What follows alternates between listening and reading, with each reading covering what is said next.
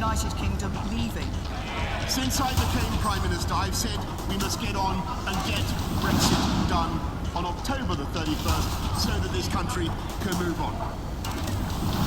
Sir, my amendment is that Mr. President should be invited to come and explain the situation. What the Nigerian government is talking is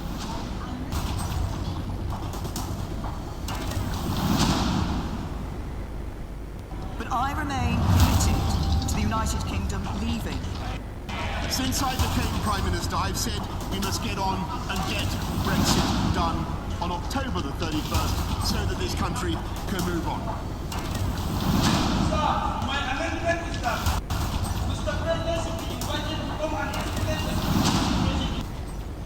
what the Nigerian government is talking is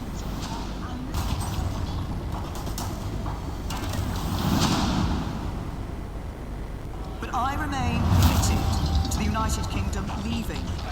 Since I became Prime Minister, I've said we must get on and get Brexit done on October the 31st so that this country can move on. Sir, my amendment is that Mr. President should be invited to come and explain the situation. what the Nigerian government is talking is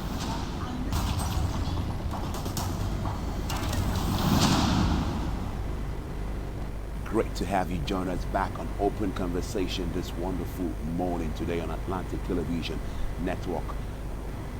We are discussing about matters that borders around the political scene and the forthcoming elections come 2023 today.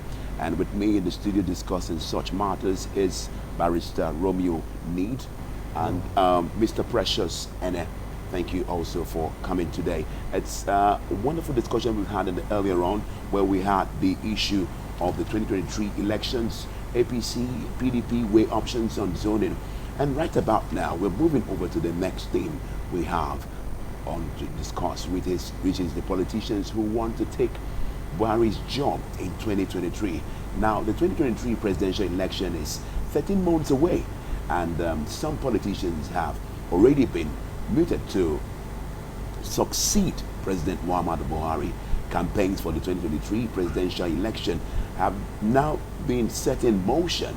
The drumbeat is getting louder as many politicians have already thrown their hearts in the ring, while political parties are still planning and weighing, their options ahead of the elections.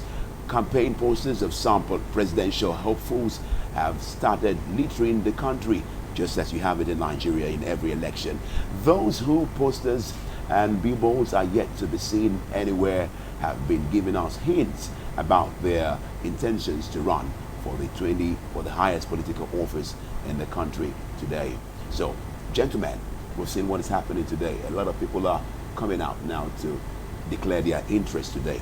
Now, as the 2023 presidential election draws nearer, we see a lot of politicians indicating interest to run for the highest office in the land.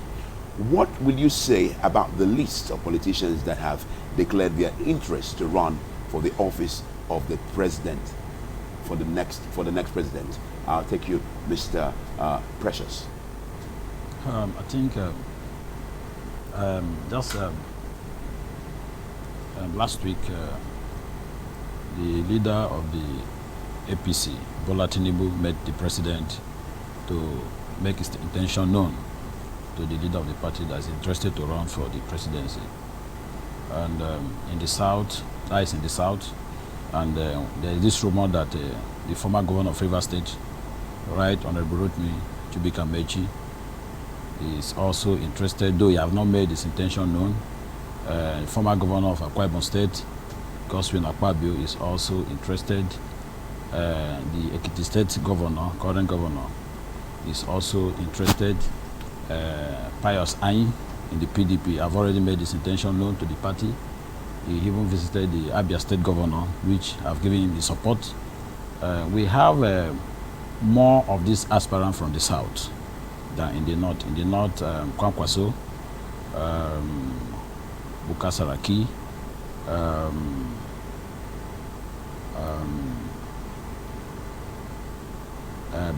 Kogi State Governor Yaya Bello. I think these are the the three in the north that their interest is already known. But we have more of this aspirant in the south because they felt the presidency in 2023 should come to the south, and especially the southeast, who made the intention to know that since the inception of Nigeria, the southeast have never been the president of this country. And of recent, the middle belt also made such a statement that the middle belt have contributed much in Nigeria and they should give them the slot to become the president of the nation.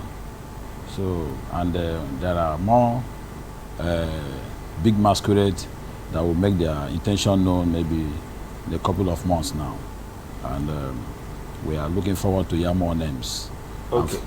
So you mean this list we have is not really exhausted yet? Yes. All right, because, so Barrister Romeo, the pedigree of the list of people who have come to declare their interest, what's your opinion about them? First, lawfully and constitutionally, everybody that have declared an interest is qualified to contest for the highest office of the president in 2023. But their conditional legal qualification is not enough. What is important is the ability to first win your party ticket, stand on that platform, then you go further to be privileged to be elected by Nigerians. We must equally understand that in every political system you have power brokers. My brother has constantly used the word cabal. A friend will call them principalities of the prince of the territory. Whatever name they are ascribed to, there are persons that will stand. Okay, this is the person to the best of our thinking and knowledge that we should gift the presidency. I use the word gift because sometimes these persons do not actually have the wherewithal. They don't have the fiscal, the finance, they don't have the social capital to actually contest for these elections and win. So these persons, then group will come and say, okay, this is the person we want to run. And they will throw their weight behind such a person, such a one, and the person may actually win the elections. Both parties, almost every party do that. So are you saying that cabals have the finances? I don't want to use. I don't want to use. Brokers, as you put it. Yes, I don't want to use. I don't want to use the principalities or cabal. It signifies a negative sense. I want to say very influential interest groups. Well, why would you say it signifies a negative sense? Our lexicon here, I must be sensitive to our lexicon here. Very powerful interest group. It's like, let me use the APC for instance. If Mr. President takes your hand, I'm supporting you seated here to be APC flag bearer, you've won the election 70%. So you mean the president has a large say? He has an influence. Well, he has just one vote. I agree. The word is not the vote. The what is important is the influence he commands. If Mr. President takes you, I want this man as to succeed me, you want 70% of the vote in the APC. Because he garners that influence. And this influence will either make or mar you in the election, but not in the political party. It's like a governor of a state taking you that I want you to run for the governorship ticket of his political party. So what is important are the persons supporting you. Of course, you cannot elect yourself president. You must actually depend on people to do that. You've given yourself out for election. You don't elect yourself. There are groups that are interested in who becomes the president. It could be for ulterior motive or for very... Doesn't these illustrations you're giving, doesn't it promote the issue of the godfatherism syndromes that we have? Yeah, you see, even where politics began, there's godfatherism. There's nowhere in the globe that you don't have godfatherism. There is nowhere. In fact, one man can just come and say, I'm supporting this man. And because, okay, something happened in the United States. So that means, okay, before you go to what happened in the United States, don't break that up. So that means you are agreeing to the fact that the cabals and all that have a large say? Of course. In every political system, even it has to do with their family politics. Okay. There are certain principal members of the family that if you don't meet on consult, you don't win. You don't get what you want. It is normal everywhere.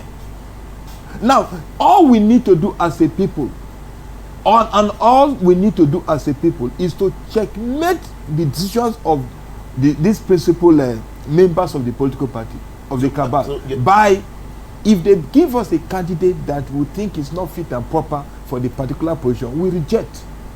But you cannot stop them from giving us such a candidate. Again, the principal members of that political party will equally be very careful to throw to us a person that is electable. What if, you talked about electable now, what if the president, the people say this, the support group say this is the person we want, and the president say this is not the person I want? Just like you mentioned in his earlier speech that the president has a favorite candidate. Well, the supporters and the political bigwigs in quote do not get a person that the president's favorite candidate, what would then happen? Now, when he answered that President Buhari said he has a preferred candidate, but he's not going to mention that if you do, you'll be eliminated. I think he have not made the candidate, his preferred candidate, known to some cabal in the APC. So by the time he will do that, I think we're bold enough to say this is the person I'm supporting, and at that point, he cannot be eliminated. But what's giving you the impetus to say that he has not made it known to some cabal? Because if he have made it known to some cabal, he wouldn't have said that. If he mentioned it right now, maybe he will be eliminated. So he wants to do his own work by reaching out to some of the persons he felt they have that same interest, to give them reason why he don't want them. He want A. So maybe at that point, I think the party will know the president interest. Again, it will be politically immature for the president, because he's the president, to give the identity of whoever he prefers to rule Nigeria after him. It will be very politically immature. I think what they do is that a week to the elections, he will meet people before then. A week to the elections, they will begin to stabilize their political arrangements. There will be horse trading. There will be negotiations from different interest groups within the party.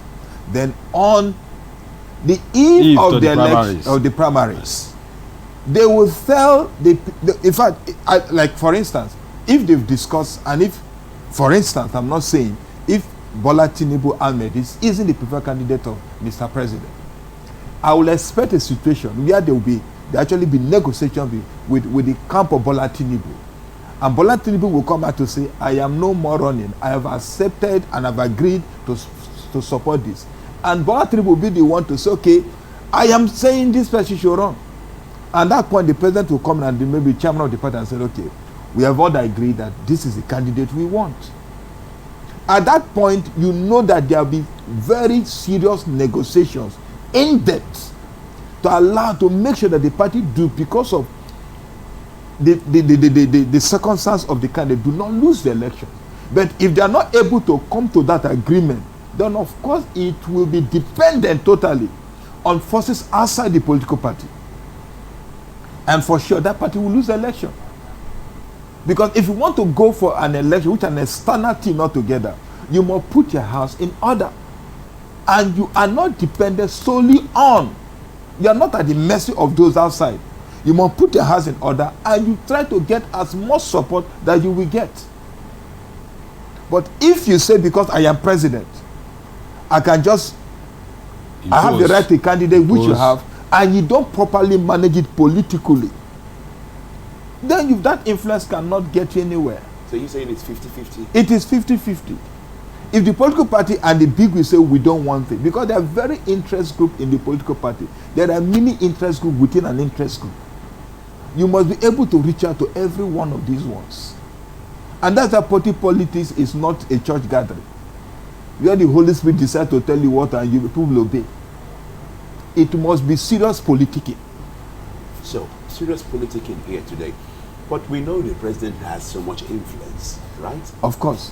So, within his party. Why do you think his candidature, or his favorite candidate, would not be superimposed on the delegate. If you superimpose the candidate on the delegate, will you superimpose the candidate on the general election? So you must pass. You're now going back to the issue that okay, so you're of the support that the general election, the citizens have A right, of course.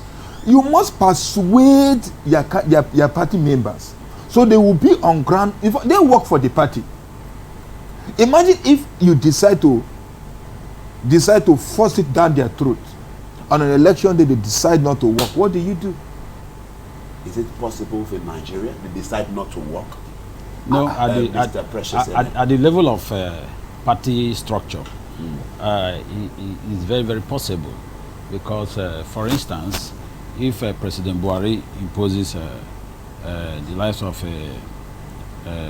Tinubu, the Jagaban, and people like El-Rufai are not in support, people like Amechi are not in support, Akpabio, most of the ministers and the sitting governors.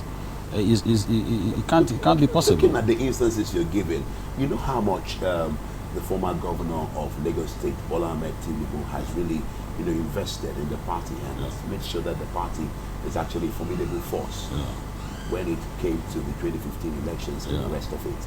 Do you think that if the president superimposes him, anyone will be able to win an eyebrow? Of course, because right now it's not everybody that is working with him.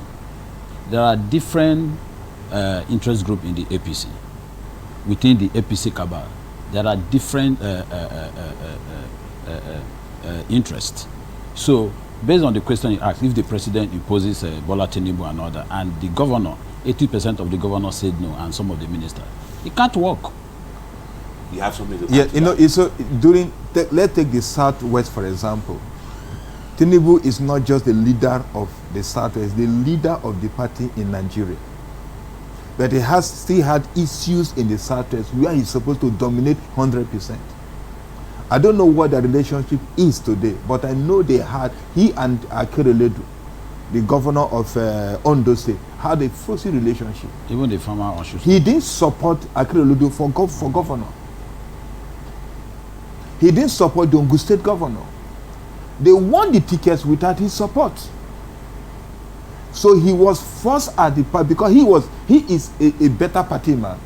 He gave them their all during the general elections and they won the elections. They said he played that in Edo State. And because of that disagreement, they lost Edo State. So it is something that is very clear. The political landscape of Nigeria cannot be determined by just one person. A cabal can, a principality can, but they must work with the people. The electorate is the chief decider of who becomes the president of this country. Do you think that was the case in 2015? Did Nigerians really wanted the current president that we have Of now? course. You mean Nigerians really wanted Of course. You see, if you see the antecedent of President Buhari, he lost the election with that many margin votes. Right from when PMB started contesting, he has improved his marginal votes and won in 2015. But what gave in 2015? It was not just the northern vote, it was the western vote too. He lost South East and lost South South. But he won these areas. So every president of Nigeria cannot be produced by just two regions. You must at least have 3 regions to become president of a country, of this country. And that is why there must be negotiation within regions, within party interests, within interest group, for you to come out to harvest a president from your own political party. What's your take on this, Mr. Precious? Yeah, you just said that is what place in Nigeria. You can't just come out irrespective of the amount of money you have. You must do due consultations. Just as we have said, the president as an individual within his party cannot impose a candidate without due consultation within his party members. He may have his way on how to consult these people to agree on him. In another way, the president as an individual may not even have a candidate, but he may have somebody that may use the president to bring a candidate. Somebody can decide to use the president. Somebody that the president listens to can decide to use the president as a vehicle to position a candidate. And that's become the preferred candidate of the president. No matter how you reach the president supports you, you become a preferred candidate of the president. So, okay, now away from a little bit away from this now, still in the same vein of the pedigrees that we've seen now, not really extraying one person. Looking at the crop of politicians that have declared their interest for 2023 presidential election, is it not time for youths to come out and declare their interest? Because I've not really seen any youth really come out to declare his interest at this point in time, or his or her interest, as the case may be. You know, before we went for break, His Excellency, the President of Nigeria, Muhammadu Buhari, have signed not too young to run. Now, when you say a youth to come out to run for president, now we are looking at from youth, let's say from 18 years to probably maybe 50 or thereabout, is a youth. And now the electorate was from 18 years, you have the right to vote and to be voted for. Now, considering the political terrain in Nigeria, that I earlier said that if you don't have money, you cannot attain to some level, or godfather that will push you. So, if we are looking at within the youth, Yaya Bello is within the bracket of the youth who have also come out to run for election. And the life of Amechi should be around 50 something. Is also within, but Yaya Bello should be around within, it's not up to 50 years. And we will have more of this youth that will come out, that they are going to contest for president. But will this cabal, will these elderly people allow them? For instance, look at the life of Tinubu, who is 70-something years. Look at the life of Atiku, who is 70-something years. My brother, you agree with me that in a civil service, when you put in your 35 years, you will go for retirement. And such is not applicable to politics. You see somebody who have retired as IG, who have put in 35 years, who by age maybe 60 or 65 have retired, who will now come into active politics. But some people say that experience has a larger role to play when it comes to politics. Arista Romeo. You see, I am not a supporter of or a discriminator. I don't discriminate when it comes to whether you are old or you are young. What is important to me is the viability of the head you carry. Is the head viable enough to lead, to control that office you seek to hold? We have youth littered everywhere in the country as administrators, as governors, as speakers, as assemblymen, as senators. Our problem still persists, not because... what is the percentage? No, it is not. Hold on, Mr. What is the percentage? Mr. Precious, let him just land. It is not issue of percentage. Look at assembly in Rivers State. Who is an old man there? The only time they came for the suit campaign was when the governor pushed them. Push and start. Somebody wrote push and start assembly member. Are they not all almost so you have all over the country? The issue is not age. The issue is what who you are as a person. An experience counts so much. The political party, at most, you hold office for executive position is 8 years. So if you've left as IG and you come hold 8 years, if you are 60 or 70, and you deliver, nothing is wrong with that. What is important is what does the person have upstairs to deliver? When the young men are not prepared, they want to use the elders as an excuse why they are not running for offices. And look at all the offices as governors in Nigeria. The worst ruled are those of the have young men. I don't like mentioning names. Okay. I don't like, but if you look, the governors that are not able to pay salary, it's as if the older, the younger you become, you have a problem, the administrative deficiency in ruling your people. Mr. Precious, you are an advocate of youth in elections and governance. Do you agree with this point? No. What's your reason for this? Total no. You know, when you're talking about Yaya Bello was a youth governor. He's still a youth governor. He's still a youth governor. Now, if you look at human capital development, You can make your research. If you look at human capital development, he's the best governor in Nigeria. Is that your opinion? Or It's not my opinion. Where You do can draw go- your facts from about this? It's everywhere. Where particularly can you draw Go your to facts from? CSE, Corporate Affairs Commission. Look at the number of companies that spread in Kogi State. Because Yaya Bello decided to develop the youths. And he has no discrimination. And he is not my preferred candidate for president. Because I was going to ask you that. But if you go to statistics, you see that he has made a lot of millionaires. He has turned a lot of youth. You see youth who have filling station. You see youth who have a lot of business. They have employed. They have employed other youths.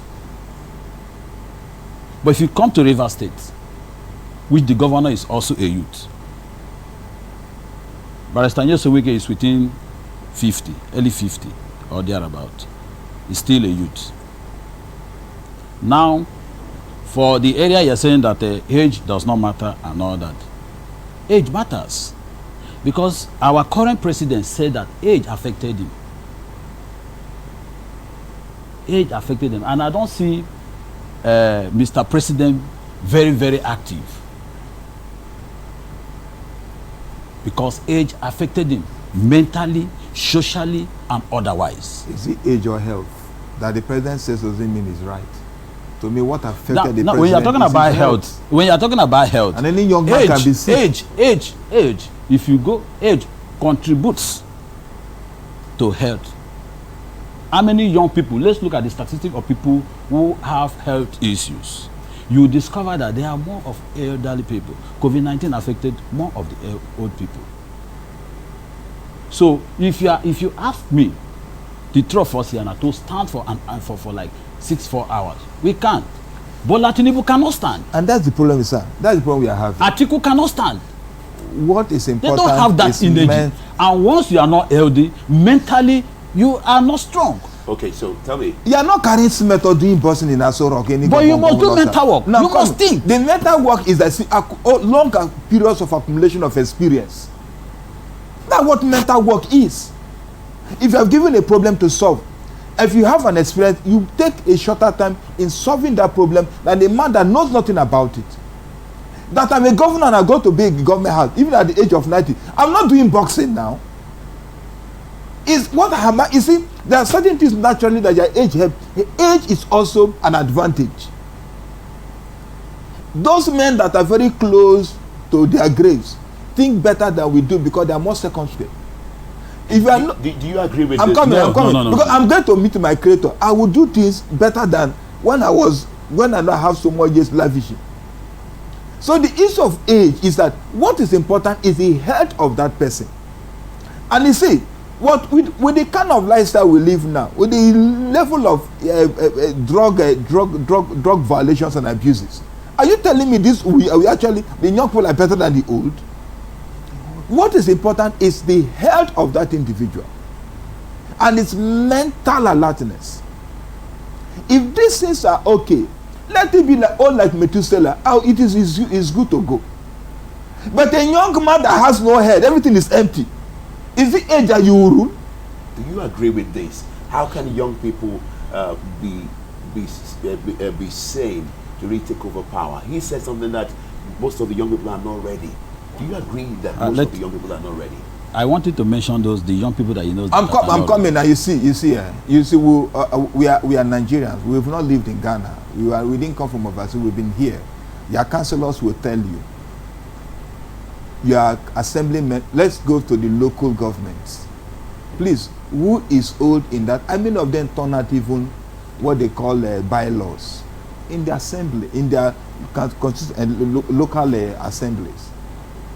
They are all young men. You see, our view of politics is different what it's supposed to be. Politics is not supposed to be a bill payer. That because I'm important, I should pay all my bills. Politics is not because I'm not supposed to be a professional politician.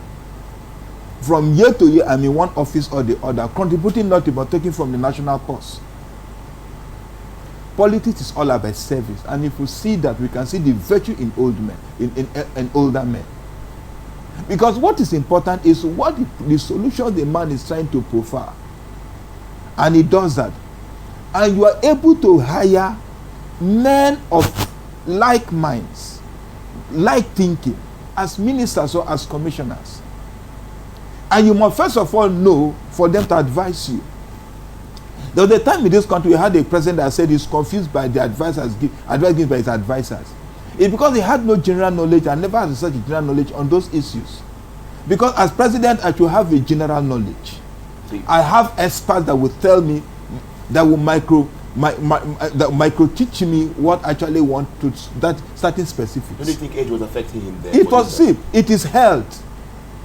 If you have a great, I have a great woman that died at the age of 209, and the woman was still very mentally alert. And if you tell her something like that, it will remind you and remind you the date. She had a good health. She had a good head.